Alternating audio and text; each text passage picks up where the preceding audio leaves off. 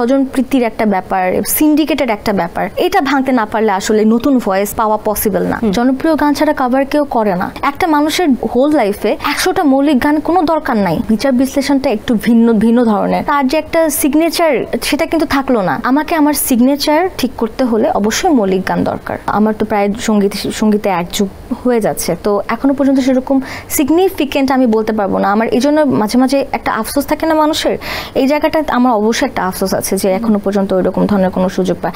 কারণ এই যে একটা স্বজনপ্রীতির জায়গাটা দেখা যাচ্ছে যে আমার সহশিল্পী যে আমার কো আর্টিস্ট গানটার মধ্যে ডুয়েট যার সাথে আমি করেছি সে চাচ্ছে, বা কম্পোজার চাচ্ছে না, কম্পোজার চাচ্ছে সে চাচ্ছে না, প্রডিউসার চাচ্ছে না, ডিরেক্টরের আবার অন্য ধরনের যে না আমি তো এই কম্পোজারই নিব না। এই যে একটা স্বজনপ্রীতির একটা ব্যাপার, সিন্ডিকেটেড একটা ব্যাপার, এটা ভাঙতে না পারলে আসলে নতুন ভয়েস পাওয়া পসিবল না। আচ্ছা, আরও একটা বিষয় জানতে চাই, গানের তো অনেকগুলো ধরনের গান আছে, যেমন অনেক পুরাতন গান আছে, ফোক গান আছে। সম্প্রতি আপনি একটি স্ট্যাটাস দিয়েছিলেন যেখানে আপনি বলেছিলেন যে মৌলিক গান এবং কভার গানের মধ্যে একটা পার্থক্যের কথা, এবং এর পাশাপাশি জনপ্রিয়তার একটা বিষয় উঠে এসেছিল। আপনার মৌলিক গান রয়েছে, অ্যালবামের গান রয়েছে, জনপ্রিয়তার দিক থেকে এখন পর্যন্ত খানিকটা কম, বা আমরা তেমন জনপ্রিয়ভাবে আপনাকে পাচ্ছি না। আবার অনেকে আমরা পেয়েছি যাদের হয়তো মৌলিক গান নেই কিন্তু খুব জনপ্রিয়। আপনার স্ট্যাটাস থেকে ব্যাপারটা আসলে দুই ভাগ হয়ে গিয়েছিল, একটি গান নিয়ে আপনি উদাহরণ দিয়ে বলেছিলেন। এটা কেন যে কভার সিঙ্গার যারা তারা এত জনপ্রিয় হয়ে যাচ্ছে কেন? কাভার সং যেটা করা হয় ইউজুয়ালি সেটা কিন্তু অলরেডি জনপ্রিয় থাকে। জনপ্রিয় গান ছাড়া কাভার কেউ করে না।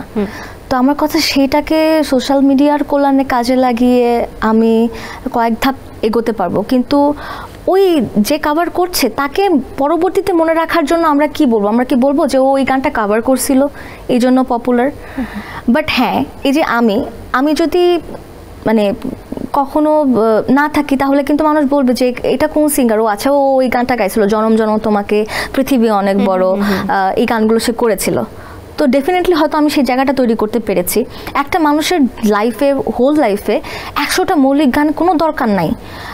তার জীবনে বেঁচে থাকার জন্য তাকে কাজ করে যেতে হবে। যা জনপ্রিয়তা পেয়েছে সেটা তো পেয়েছেই, কিন্তু কাভার সঙের এটার আমরা অল্টারনেটিভ কি পাবো?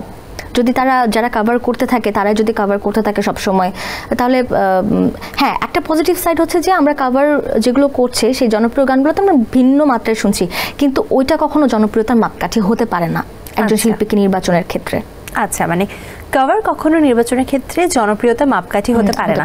এর পাশাপাশি আরও একটি বিষয় উঠে আসছে, আপনি বললেন যে যেগুলো জনপ্রিয় সেগুলোই তারা আবার রিমেক করছে। তো স্বাভাবিকভাবে আমার ইতিমধ্যে শোনা পছন্দের একটা গান অন্য কেউ কভার করলে সেটাই আমার কানে ঘুরতে থাকবে, এটার সাথে ব্রেনের একটা সম্পর্ক।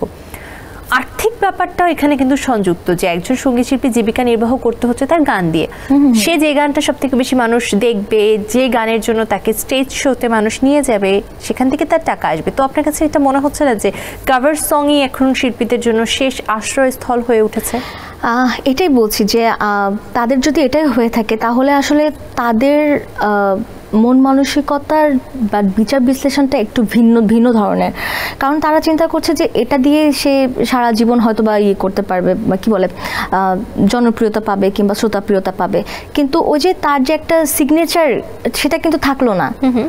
তো সেখানে আসলে কাজ করে আমি কতটুকু সন্তুষ্ট এটা তো সেই শিল্পীটাই বলতে পারবে। আচ্ছা, তার মানে আপনার ক্ষেত্রে আপনি টাকা না, আপনি আসলে শিল্পত্বের উপর বেশি গুরুত্ব। কারণ তো আমরাও করছি, এমন তো না যে আমাদের যে কোনো টিভি চ্যানেলে লাইভ হোক কিংবা আমরা যে কোনো স্টেজ শোতে গেলে কিন্তু আমরাও অনেকের গান কভার করে থাকি। অনেক সময় রিকোয়েস্ট আসে আমাদের কাছে যে এই গানটা ওই গানটা, কিন্তু আমাকে আমার সিগনেচার ঠিক করতে হলে অবশ্যই মৌলিক গান দরকার।